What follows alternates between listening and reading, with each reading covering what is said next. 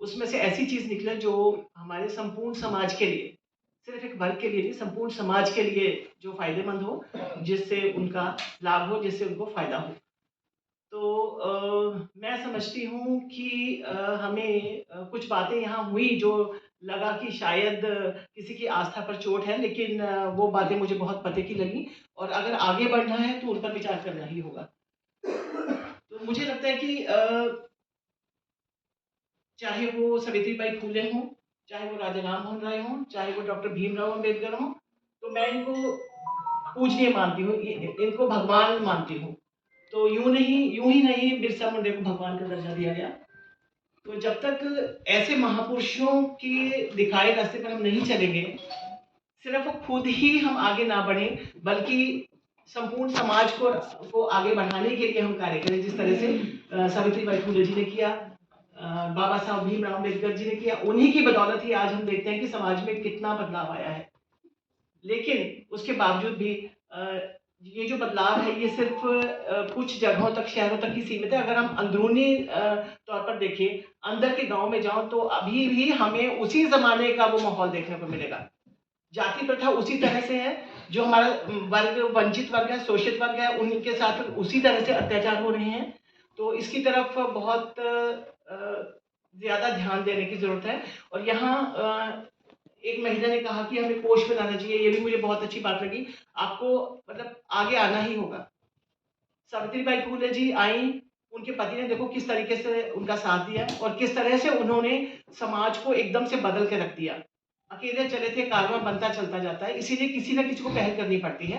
तो ये बहुत बड़ी बात होती है और जिन भी महापुरुषों ने की है, जो हम आज तक जो हम हासिल कर पाए हैं, वो इसी की बदौलत है। आज हम जब बच्चों की बात करते हैं, बच्चे कहते हैं कि हमारे पास ये सहूलत नहीं है, इसलिए हम ये नहीं कर पाए।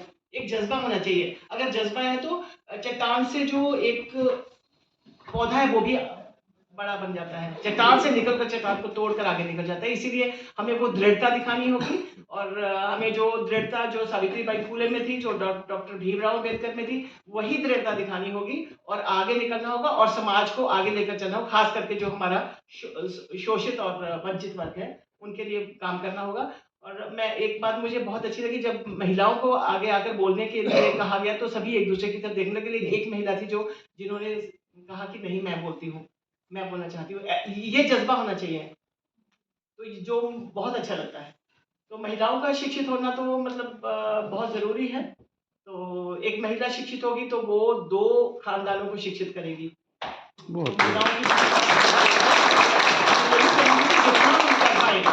तो मैं अपने बारे में ज़्यादा मतलब मुझे लगता है कि एक तारीफ़ सी हो जाती है, लेकिन मैंने अपना ग्रेजुएशन के बाद, पोस्ट ग्रेजुएशन के बाद मैंने बच्चों को बहुत पढ़ाया, खास करके जो बच्चे गरीब थे, जो फीस नहीं दे पा रहे थे और जो खास करके जो अनुसूचित जाति के वर्ग के लोग थे, उनको मैंने 5वीं का बोर्ड का एग्ज़ाम दिलवाया, उसके बाद 8वीं तक, उसके बाद आगे भी उनको पढ़ाने के लिए, तो मैंने खुद भी पढ़ाया उनको। खास करके आप जैसे इलाके से आते हैं, उसके लिए अगर आप किसी स्थान पर पहुंच गए हैं, किसी पदवी पर पहुंच गए हैं, तो उनको खींचना आपकी जिम्मेवारी है।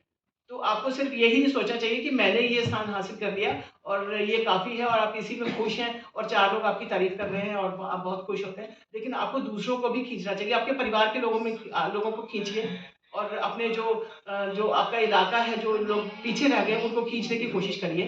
तो मुझे लगता है कि सभी को ये प्रैक्टिकली ये करना होगा और तभी हम सावित्रीबाई फूले जी को जो सही मायने में श्रद्धांजलि है, बाबा साहब को सही मायने में श्रद्धांजलि वो दे पाएँगे। धन्यवाद, बहुत-बहुत धन्यवाद।